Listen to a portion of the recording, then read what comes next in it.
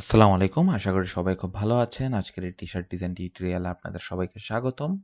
আজকে আমরা একটা হান্টিং রিলেটেড টি-শার্ট ডিজাইন করব। সো আপনারা এখানে দেখতে পাচ্ছেন আমি এখানে কি লিখে সার্চ করেছি, create a T-shirt design about the shape of a man, a shield aiming a gun in the forest, hunting sunset, illustration poster, enemy vibrant, এগুলো আমরা স্টাইল হিসেবে ইউজ করেছি এবং আমি এআই হিসেবে ইউজ করছি আইডিওগ্রামে যদি কারোর অ্যাকাউন্ট না খুলে থাকেন অবশ্যই কিন্তু অ্যাকাউন্ট তৈরি করে নেবেন।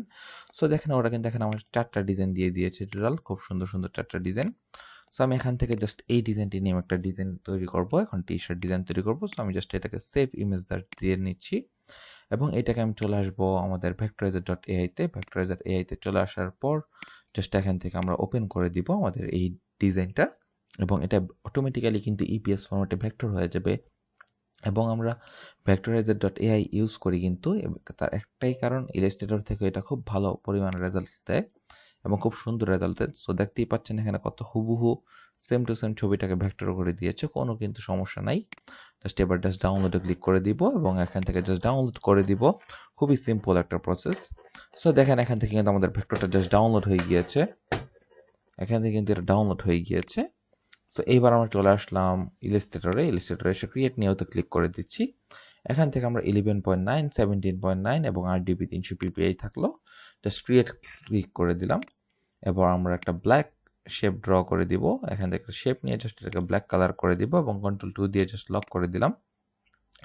এবার আমাদেরকে একটা কাজ করতে হবে, এখান থেকে ইপিএস ফাইলটাকে জাস্ট ওপেন করে দিলাম।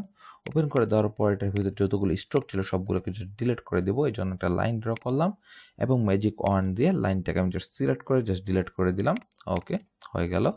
সো এবার জাস্ট এখান থেকে ডিজাইনটাকে আমি জাস্ট আনগ্রুপ করে জাস্ট এখান থেকে ব্ল্যাক কালারটাকে জাস্ট আমি ডিলিট করে দিলাম এবং নিচের লেখাটা আমার দরকার নাই, নিচের লেখাটা আমি জাস্ট ডিলিট করে দিলাম। সো এখান থেকে Ctrl+G দিয়ে জাস্ট গ্রুপ করে দিলাম এটা। ওকে, সো এবার আমাদের এখান থেকে কিন্তু ভেক্টরটা কিন্তু চলে আসলো এইদিকে। সো ভেক্টরটা এইদিকে চলে আসার পর এবার আমাদের কিছু টি-শার্ট ডিজাইন মধ্যে টেক্সট ইউজ করতে হবে। সো টেক্সট আমি চ্যাটজিপিটি থেকে নিয়ে আসছি, এবার জাস্ট টেক্সট আমি এখানে পেস্ট করে দিচ্ছি। Don't miss with me, just I M A Hunter, এরকম করে জাস্ট একটা লেখা দিয়ে দিব। ওকে, ডোন্ট মিস উইথ মি, এখান থেকে এটাকে জাস্ট সম্পূর্ণ এখান থেকে পুরোটাকে আমি জাস্ট বড় হাতের করে দিচ্ছি, ডোন্ট মিস উইথ মি। ওকে, এবং এখান থেকে এই ফন্টটা জাস্ট এটা থাকবে না, এখান থেকে এই ফন্টটাকে জাস্ট আমি এখান থেকে চেঞ্জ করে এই ফন্টটা জাস্ট দিয়ে দিচ্ছি এবং এখান থেকে সবগুলোকে ধরে জাস্ট কপি করে নিচ্ছি এবং এখান থেকে দেখেন একটা শেপ ড্র করব, ওইটা মাঝামাঝি রেখে ডিজাইনটার।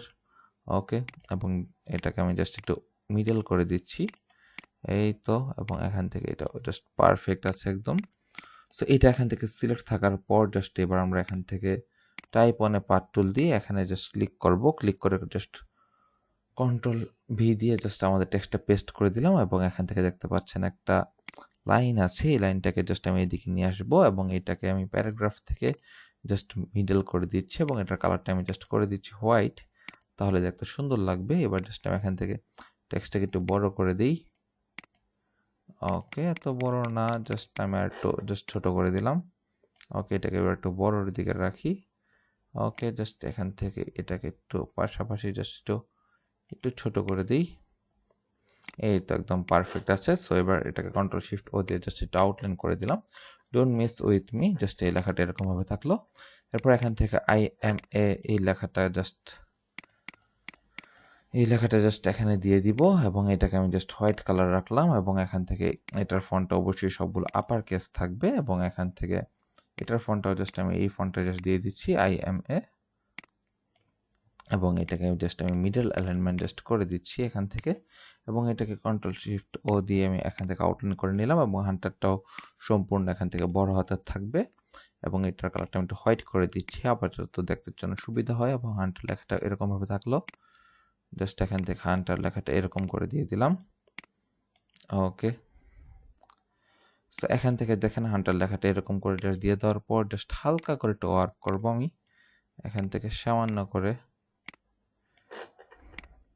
ওকে, সামান্য করে জাস্ট আমি একটু ওয়ার্ক করে দিলাম এদিক থেকে। ওকে, এবং এটাকে জাস্ট আমি এখান থেকে মিডল অ্যালাইনমেন্ট জাস্ট করে দিলাম এবং এটা থেকে আমি জাস্ট অবজেক্ট থেকে এক্সপান্ড করে নিচ্ছি। এক্সপান্ড করে নেওয়ার পর এটাকে আমি আনগ্রুপ করে নিই, আনগ্রুপ করার পর জাস্ট 8টা আমি আবার একটা আনগ্রুপ করে নিই আর এবং এজ দুইটাকে জাস্ট আমি একটু সামান্য করে বড় করে দিলাম।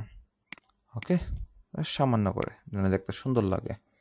এই তো আমাদের almost T shirt design almost complete. এবং এখান থেকে জাস্ট আমি ছোট করে একটা লাইন ড্র করে নিতে পারি, বা এখান থেকে জাস্ট আমি এটাকে জাস্ট ডিলিট করে দিচ্ছি। আমি জাস্ট এখান থেকে পেন টুল দিয়ে একটা ছোট করে এই বরাবর একটা লাইন ড্র করে নিলাম, এবং লাইনটার মধ্যে আমি জাস্ট একটু স্ট্রোক দিয়ে দিই। এবং স্ট্রোকের কালারটা ব্ল্যাক হওয়াতে বোঝা যাচ্ছে না, স্ট্রোকের ইউনিফর্মটা আমি জাস্ট এই কালারটা করে দিলাম, এবং স্ট্রোকটাকে জাস্ট আমি একটু হোয়াইট কালার করে দিই। এই তো হোয়াইট কালার, এবার বোঝা যাচ্ছে স্ট্রোকটা।